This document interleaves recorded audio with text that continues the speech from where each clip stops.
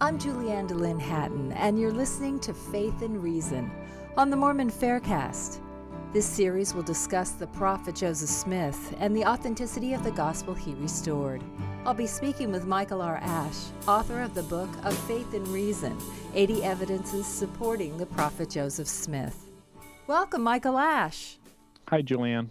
We have some good news this week. Your book of Faith and Reason, 80 Evidences Supporting the Prophet Joseph Smith, is on sale at the Fair Mormon Bookstore. Yeah, it's regularly $14.99. It's on sale right now for $12.74. So, a couple of bucks discount, which is, I think, pretty substantial. And you can just go to fairmormon.org and click on the bookstore to order a copy if you'd like. Great Christmas gift. Yes. All right, let's talk about the Liahona. Well, the Liahona in the Book of Mormon we read was basically like a compass. In fact, Nephi called it a compass. As they were wandering through the Arabian Peninsula, Lehi got up one morning and he found this by his tent, and it was this brass ball and it contained a couple of spindles inside it, and he said there was things written inside that gave them instructions, and it worked by faith.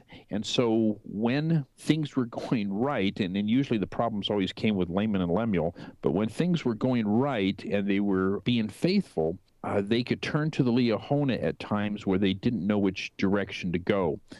And that helped guide them not only through the peninsula, but we find out later on when they got on their ships that the Liahona even stopped working when Laman and Lemuel were almost sounded like they were going to kill Nephi and Lehi at the time. And when they stopped, then the Liahona started working again. So it was a device that directed them by faith which way to go, led by the power of the Lord. Now, when most people think of a compass, they think of a mariner's compass, right? Yeah. That's what all of us here in the United States, at least, have grown up to think. And you've got magnetic north and, needle points to it. And so when we read the Book of Mormon, and I would guess that most Latter-day Saints, when they read the Book of Mormon, they kind of picture something along those lines because it's got a spindle inside usually as well in a regular mariner's compass and points to magnetic north. But that's not what the Liahona does. It didn't point to magnetic north. It told the Lehites where to go, not northern direction. So what do critics say about the compass in the Book of Mormon? Well, the critics, the first thing that they jump on, of course, is that, the compass wasn't known in Lehi's day in the old world. There was no such thing as the mariner's compass. And again, we have to point out that this is not a mariner's compass. It doesn't point towards north.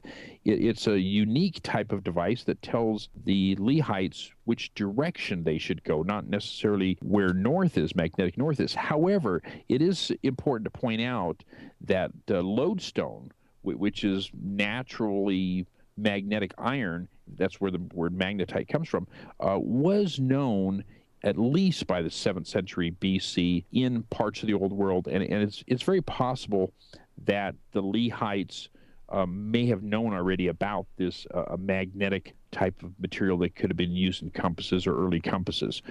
So the critics are wrong on both counts. I mean, it might have very well been known, but even if it wasn't, it really doesn't matter because that's not what the Liahona was supposed to be. It's not a mariner's compass. What did Hugh Nibley say about the compass?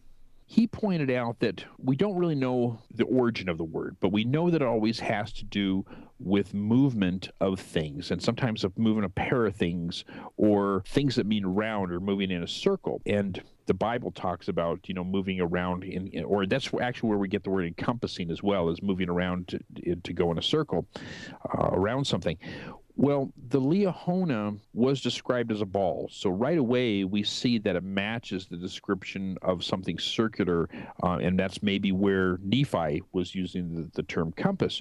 But the other thing that he points out, and he was relying on an article written by a non-LDS scholar, first initial T-Fod, who in about 1958 already did some research on what's called bolomancy, which is basically the practice of divination or shooting arrows. And it's kind of what we might call today throwing lots or maybe magic or something. But in the old days, they didn't distinguish magic from spiritual things. Like, I mean, even today, some people call prayer and healing and everything else magic. It's always what somebody else assigns to it. Mm-hmm.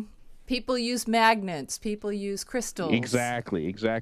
But in the old world especially, they would throw darts or sticks or manipulate rods, and they would use different things to basically almost like an 8-ball or a crystal ball to learn things.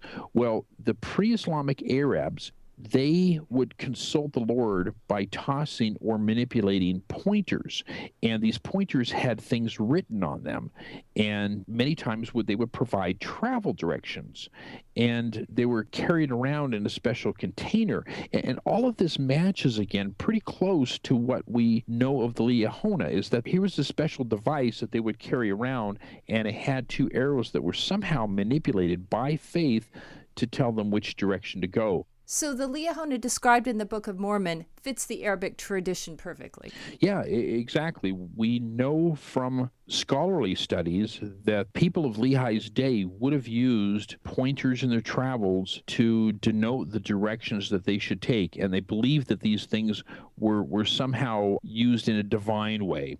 And that's what we find in the Book of Mormon. So even though our modern worldviews don't match a compass to a mariner's compass like most people would envision, it does match what we would expect to find from somebody that actually lived in Lehi's day. Thank you, Michael Ash. Thank you, Julianne. Thanks for listening to Faith and Reason on the Mormon Faircast. I'm your host, Julianne DeLynn Hatton, inviting you to keep the faith. Michael R. Ash is the author of the book Shaken Faith Syndrome, Strengthening One's Testimony in the Face of Criticism and Doubt, as well as the book of Faith and Reason, 80 Evidences Supporting the Prophet Joseph Smith. Faith and Reason is produced by Tom Hatton with music courtesy of Arthur Hatton. The opinions expressed in this podcast are not necessarily the views of Fair Mormon or the Church of Jesus Christ of Latter-day Saints. You can support this podcast by subscribing to it in iTunes and by rating it and writing a review. Questions or comments can be sent to podcast@fairmormon.org, or you may join the conversation at fairblog.org.